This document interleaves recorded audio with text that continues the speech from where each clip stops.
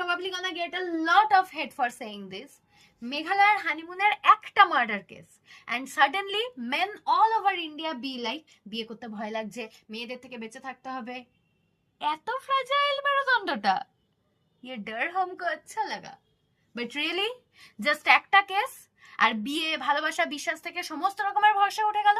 Then what about women? ইন্ডিয়াতে every single day on an average 80 around women gets raped. এটা registered officially, এটার বাইরে তো আছেই। তা বাদ দিও ম্যারিটাল রেপস, অ্যাসিড অ্যাটাকস, ডাউরির জন্য অত্যাচার করা, শ্বশুর শাশুড়ির বৌমাকে খুন করে ফেলা। And after all this things আমাদেরকেই অ্যাডজাস্ট করতে বলা হয়, আমাদেরকেই কম্প্রোমাইজ করতে বলা হয়।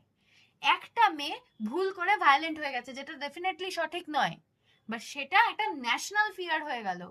And what about women suffering silently every single day in their own homes, in their in-laws, in office, in bus, train, everywhere? এতই যদি একটা ঘটনা ভয় দেখিয়ে দিচ্ছে, then sit and think, multiply it. Probably then you will get an idea how it feels to be a woman in this country.